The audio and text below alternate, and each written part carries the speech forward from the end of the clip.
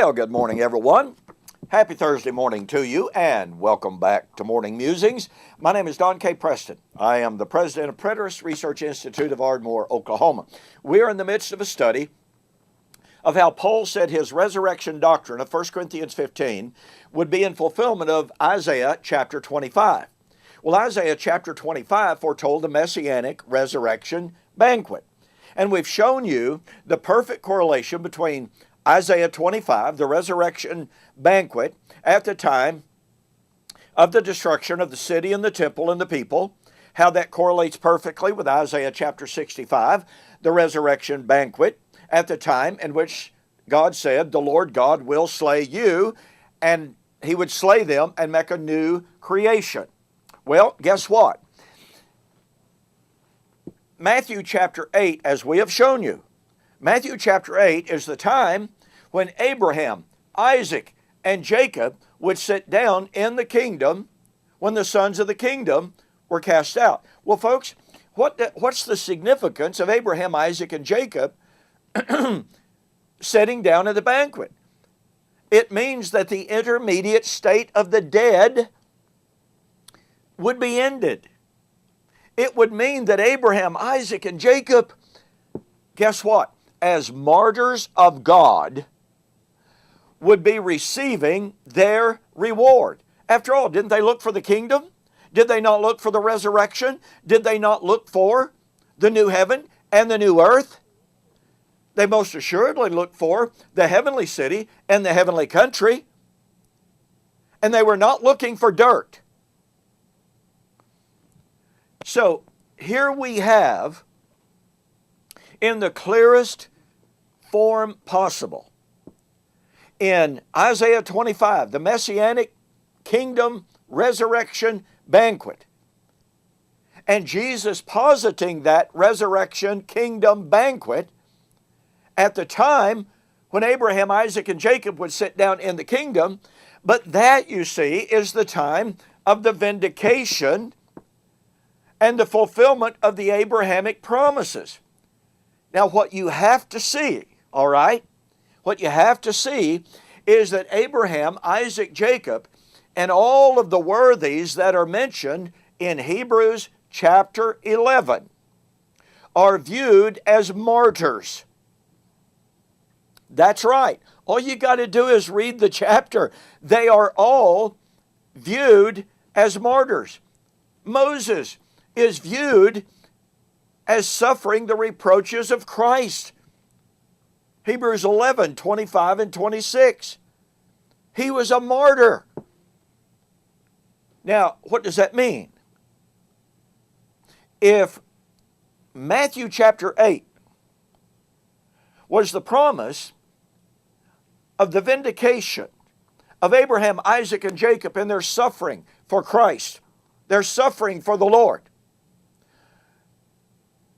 that would be in fulfillment of their resurrection, kingdom, hope. When did Jesus say that all of the blood of all of the righteous, from righteous Abel unto Zacharias, son of Barachias, whom you slew between the altar and the temple, when would all of those martyrs be vindicated? By the way, it's fascinating and significant that in Matthew chapter 23, a text that I just cited, in Matthew 23, when Jesus talked about the blood of all of the martyrs, his focus is on the martyrs. Where does he start? Abel onward. When the writer of Hebrews talks about the fulfillment of the eschatological hope of Abraham, Isaac, and Jacob, where does he start? From Abel onward. It is no accident. Hebrews 11 is the roll call of God's faithful martyrs. He even says, well, they wandered around. They were chased from city to city. They dwelt in the caves and in the rocks. They were killed with the sword. They were sawn asunder. The world was not worthy of them. This is martyrdom. So, Here's my point. Isaiah 25 predicted the resurrection banquet. Abraham, Isaac, and Jacob would sit down in the resurrection banquet when their martyrdom was vindicated. When did Jesus say that all of the blood of all of the righteous, of all the martyrs, all the way back to creation would be vindicated? Matthew 23. Verily I say unto you, all of these things shall come upon this generation. That was his generation. It's not ours. So here we have, once again, unequivocal, undeniable, and irrefutable testimony that the resurrection banquet of Isaiah 25 would be fulfilled when Abraham, Isaac, and Jacob sit down in the kingdom. Abraham, Isaac, and Jacob, as martyrs, would sit down in the kingdom when they would be vindicated. At the resurrection, in the kingdom, the time of their salvation.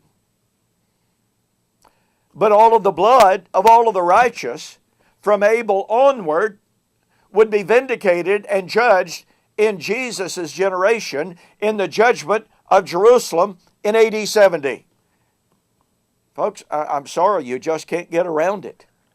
This is the biblical testimony about the time of the fulfillment of the resurrection of 1 Corinthians 15. 1 Corinthians 15 would be the fulfillment of Isaiah 25. Isaiah 25 would be fulfilled when Abraham, Isaac, and Jacob would sit down in the kingdom and their martyrdom vindicated. Jesus said the blood of all the martyrs would be vindicated pardon me, at the time of the judgment of Israel and Judah and Jerusalem in AD 70. Therefore, the resurrection of 1 Corinthians 15 was fulfilled in AD 70.